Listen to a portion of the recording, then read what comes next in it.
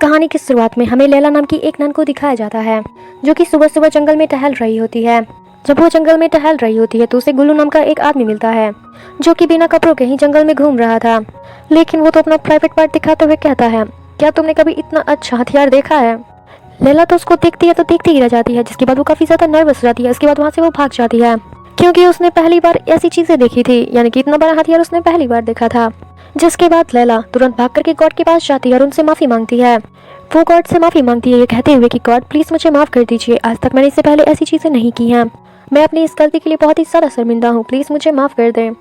लैला जब गॉड से माफी मांग रही होती है तभी लल्लू नाम का एक आदमी आता है, जो पास में ही भेड़ चराया करता था। जिसके बाद लैला उससे भेड़ ले लेती है और उसके साथ खेलना स्टार्ट कर देती है।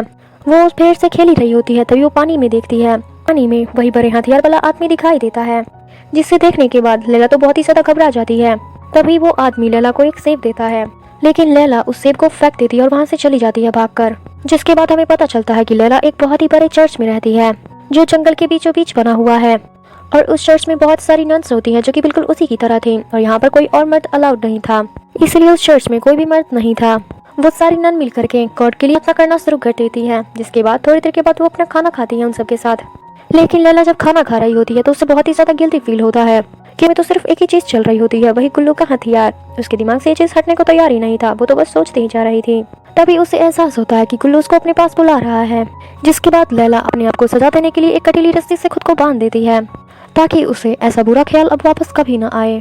वो अपने कपड़े चेंज कर ही रही होती है तभी वहाँ पर दो नन और आती हैं और बताती है कि हमारे गाय की तबीयत काफी खराब हो गई है। तभी लैला उस गाय के पास जाती है और उसकी देखभाल करना शुरू कर देती है और थक हार कर वहीं पर सो जाती है। लेकिन तभी वहाँ पर गुल्लू आ जाता है। गुल्लू लैला को ऐसे देख रहा था मानो उसकी लाल गुफा में अपना हथियार डाल ही देगा। जिसके थोड़ी देर के बाद ही वो अपना जूठा सेब वहीं पर छोड़कर चला जाता है। पर जैसे ही लैला की आंखें खुलती हैं, यानी कि उसकी नींद टूटती है, वो अपने सामने एक सेब को देखती है। जिसके बाद वो तो समझ जाती है कि वो गुल्लू का ही है। उसके बाद वो तो भाग करके वहाँ से चली जाती है। फिर वो अपने घर में आती है, जहाँ पर एक नन पहले से ही थी, जो कि छुपी हुई थी। लैला अपने पूरे कपड़े निकाल करके उस कटीली रस्सी को बाहर निकाल रही थी, जिससे उसने खुद को सजा दिया था। लेकिन तीसरी नन उसको देख लेती है, उसके पूरे गोरे बदन को, और उसकी तो दीवानी ही हो जाती है। जिसके बाद लैला और वो दूसरी नन एक दूसरे को जातना स्टार्ट कर देते हैं। लेकिन लैला को उस दूसरी नन के साथ ऐसा करते हुए बिल्कुल भी अच्छा नहीं लग रहा था, क्योंकि अब उसकी गुफा को एक बड़े हथियार की तलाश जो थी। फिर अगले दिन हम देखते हैं कि सारी नन्स गॉड के सामने जाती हैं और प्रेयर करना स्टार्ट कर देती हैं। वो सभी की सभी गॉड के सामने झुकती हैं। लेकिन जैसे ही लैला की बारी आती है, वो गॉड को देखती है तो उसको गॉड की बजाय एक शैतान का तस्वीर दिख रहा था, जिसको देखने के बाद वो तो काफी ज्यादा डर जाती है। लेकिन फिर लैला को लगता है कि उसे शैतान ने चुना है, और वो शैतान ने ही उसको ऐसा बनाया है ताकि वो किसी भी के साथ इंटीमेट हो सके।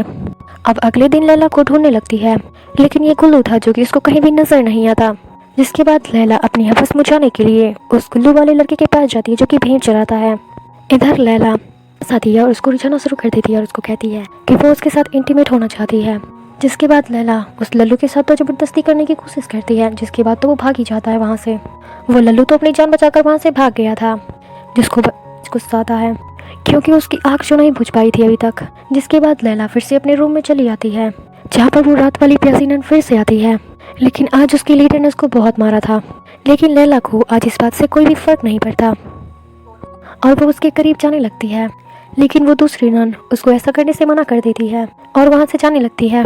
लेकिन लैला की अब तो भूख और भी ज़्यादा बढ़ती जा रही थी। लेकिन लैला की प्यास तो बढ़ती जा रही थी, जिसकी वजह से वो बहुत ज़्यादा गुस्सा हो जाती है और उस नन को चाकू से मार देती है।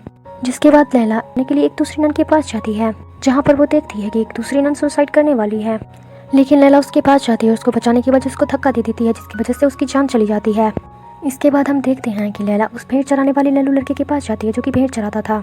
जिसके बाद लैला अपने सारे कपड़े उतारती है और लल्लू की रजाई में घुस जाती है और उसके हथियार से खेलना स्टार्ट कर देती है। लेकिन तभी लल्लू उठ जाता है और उसको धक्का दे देता है। इसी बात पर लैला को बहुत तेज गुस्सा आ जाता है और वो चाकू की तरफ देखती है। जिसके बाद वो जिस लल्लू के हथियार को काट देती है और फिर उसको जान से मार देती है। लेकिन लैला का इससे भी मन नहीं भर रहा था। जिसके बाद वो जिसके पर लगा देती है और वहाँ से चली जाती है। फिर हमें अगले दिन का सीन दिखाया जाता है, जहाँ पर दो नन लैला के पास आती है और बताती हैं कि उस लल्लू का घर में आग लग गया था, जिसकी वजह से उसकी मौत हो गई। थोड़ी देर के बाद लैला को एहसास होता है कि उसका लॉकेट उसके पास नहीं है। जिसके बाद लैला को याद आता है कि उसका लॉकेट तो कल रात लल्लू के हाथ में ही रह गया था। जिसके बाद तो लैला तुरंत भाग करके लल्लू के पास जाती है, यानी कि उसकी लाश के पास जाती है और उसके हाथों से अपना लॉकेट वापस ले लेती है।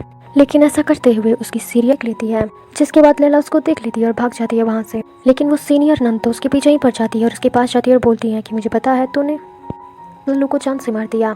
जिसके बाद वो सीनियर नन गॉड से उसकी गलती के लिए उससे माफी मांगती हैं। इधर लैला भी अपने शैतान को याद करने लग जाती है, जिसके बाद उसके हाथों में एक रस्सी प्रकट हो जाता है और वो उसी रस्सी से उस सीनियर नन का काम तमाम कर देती है, यानी कि उसको जान से मार देती है। अब अगले दिन वो सारी नन्स उन सारे लाशों को दफनाने के लिए जाती है। जब उन लाशों को दफनाया जा रहा था तो फिर लैला को एहसास होता है कि उसने इन सभी को मार करके कितनी बड़ी गलती कर दी है। तभी वो से माफी मांगती है ये सारी गलती करने के लिए। लेकिन तभी वहाँ पर वो शैतान गुल्लू आ जाता है।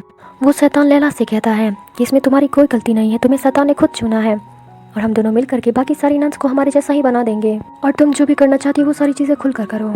जिसके बाद सारी नन मिल करके लैला को अपनी सीनियर नन बना देती हैं। जिसके बाद वो सारी नन चर्च में जाती हैं और बिना कपड़ों के ही डांस करना शुरू कर देती है। वो काफी मस्ती करती हैं। लेकिन लैला जब भी अच्छा नहीं लगता है।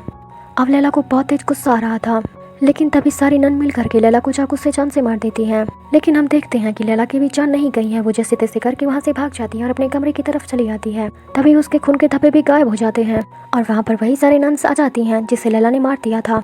यहाँ तक कि लैला भी खुद भी और यहाँ तक दरअसल मूवी की शुरुआत में लैला जब जंगल से लौट रही थी तो उसके बाद वो सो गई थी और वो सारी चीज़ें उसके सपने में हो रहा था। इससे हमें ये पता चलता है कि इस मूवी में अभी तक जो भी सीन दिखाया गया था वो बिल्कुल एकदम फेक था, यानी कि वो सारी चीज़ें एक ड्रीम थी जिसकी वजह से लोगों का फीलिंग हर्ट हो रहा था और वो लड़का लल्लू भी जिंदा था। और इसी चीज़ के साथ हमारा मूवी एंड होता है। आई होप कि आपको वीडियो काफ़ी अच्छा लगा हो। अगर लगा है तो प्लीज़ एक लाइक, कमेंट, शेयर, सब्सक्राइब जरूर करें। Thank you so much for watching. मिलते हैं अगली वीडियो में। Bye bye.